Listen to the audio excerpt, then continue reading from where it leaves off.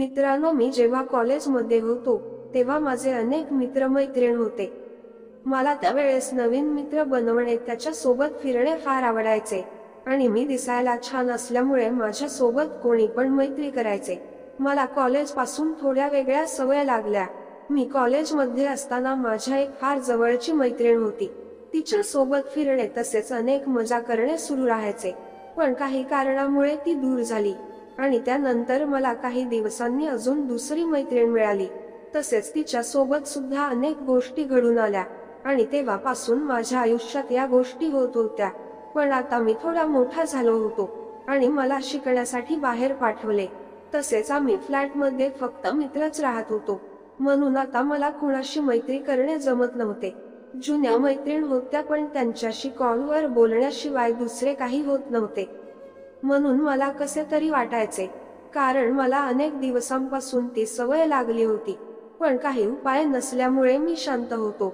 अधूनमधून घरी जात असल्यामुळे थोडे बरे वाटायचे, कारण तेव्हा मैत्रीण सोबत भेटी होत होत्या आणि आता हे दिवस पण निघून गेले. मला एक चांगल्या पगाराची नोकरी लागली.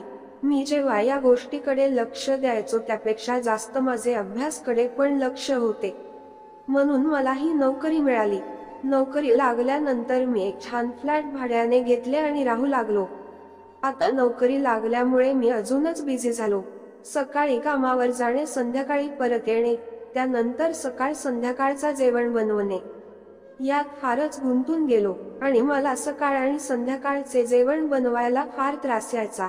म्हणून मी एक मोलकरीण ठेवण्याचा विचार केला आणि बिल्डिंगच्या गार्डला मोलकरीण बद्दल विचारले.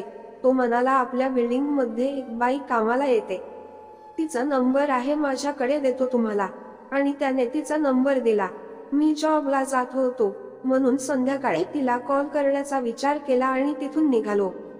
पण जाताना मला गार्ड म्हणाला, ती आली की बरोबर लक्ष ठेवायचे आणि कामापुरतेच तिच्या सोबत बोलायचे. गार्ड असा का बोलला हे मला समजले नाही.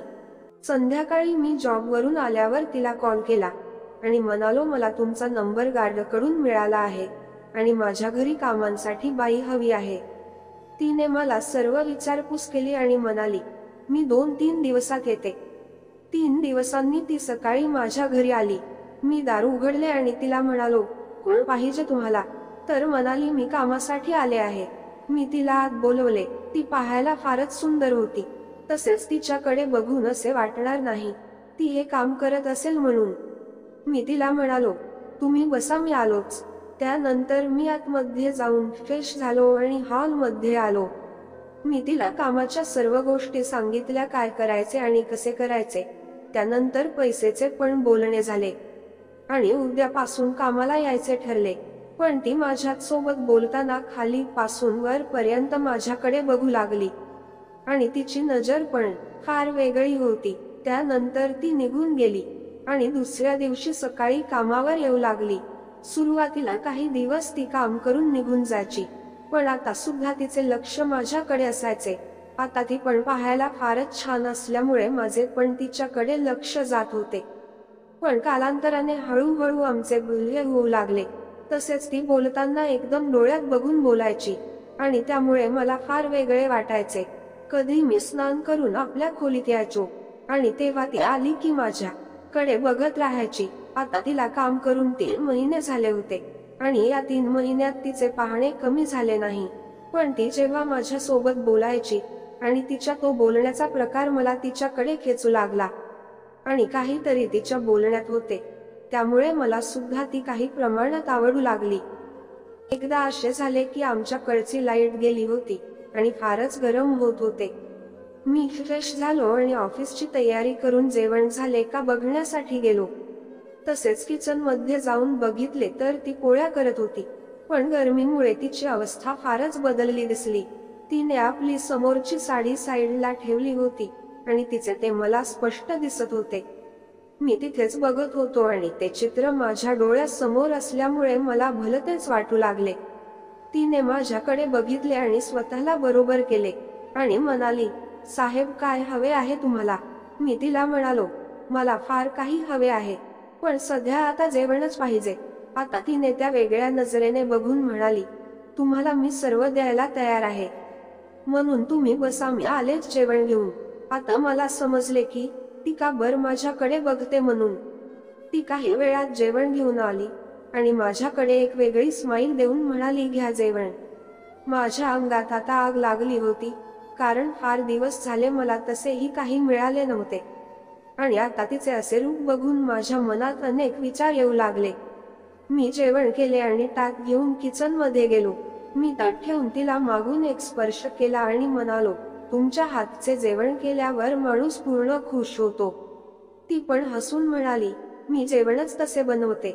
आता मी तिच्या कानाजवळ जाऊन म्हणालो, तुम्ही मला खुश केले आणि तुम्हाला पण खुश करावे लागेल. तर ती माझ्या जवळ आली आणि म्हणाली, तुम्हाला वाटेल ते करा. आता पूर्ण मला समजून आले तिला काहीतरी माझ्याकडून हवे आहे. मी हिम्मत करून माझे हात तिच्या त्या ठिकाणी ठेवले आणि बोललो, केव्हा करायचे खुश सांगा. तर ती म्हणाली, अगोदर तुम्ही ऑफिस मध्ये जा, आधीच वेळ झाला आहे, नंतर बघू आपण काय करायचे तर. मी म्हणालो, ठीक आहे, संध्याकाळी बघू. तर तिने हो म्हणून मान हलविली. मी कसे तरी त्या दिवशी काम केले आणि आपल्या फ्लॅट मध्ये आलो. फ्रेश होऊन हॉल मध्ये बसून होतो आणि काही वेळाने ती आली. बघतो तर ती छान साडी नेसली होती आणि आज अजूनच सुंदर दिसत होती. मी तिला विचारले, आज तर फारच सुंदर दिसत आहात. तर हसली आणि म्हणाली, मी आहेच सुंदर. मी जास्त वेळ न घेता एकदम जवळ आणि तिच्याकडे बघू लागलो. ती पण माझ्या डोळ्यात डोळे घालून बघत होती आणि आता मला सहन होत नव्हते. मी एकदम तिच्यावर ठेवले. ती पण मला फार चांगल्या प्रकारे पाठिंबा देऊ लागली आणि आता आम्ही आपल्या रंगात आलो होतो. मला तर फार दिवसापासून याच दिवसाची वाट होती. मी वेळ न करता माझे एक एक करून दोन्ही हात आपल्या कामाला लावले आणि त्यामुळे तिची स्थिती खालावली. ती आवाज करू लागली. मी अजून तिच्याकडे बघून आनंदित झालो आणि तिला आनंद देऊ लागलो. तसेच काही वेळात आम्ही अशा अवस्थेत आलो जे कधी आम्ही बघितले नव्हते. मी आता लगेच जाऊन त्या अत्यंत महत्वाच्या ठिकाणी येऊन त्या गोष्टीच्या आतमध्ये शिरलो आणि माझ्या पूर्ण वेगात आपले काम करू लागलो. आता तिच्याकडे बघितले तर मला समजले नाही तिला खुशी होत आहे की दुःख, कारण ती खुश पण दिसत होती आणि तिला त्रास पण होत आहे असे वाटत होते. पण मी आज ऐकायला तयार नव्हतो. मी अजून जास्त आक्रमकतेने आपले काम करू लागलो. आता तिला थोडे बरे वाटत होते, कारण तिच्या चेहऱ्यावर मला आनंद दिसू लागला. ती मला म्हणाली, ज्या दिवशी मी तुम्हाला पहिल्यांदा बघितले तेव्हा माझ्या मनात तुमच्यासाठी अनेक गोष्टी निर्माण होऊ लागल्या, पण तुम्ही मला वाईट नको समजायला म्हणून मी तुम्हाला बोलले नाही आणि फक्त तुमच्याकडे बघत होते.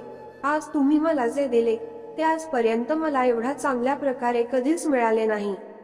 हे ऐकून मला अजून उत्साह आला आणि मी न थांबता अजून पुढे जाऊ लागलो आणि फार वेळ नंतर गप्प बसलो.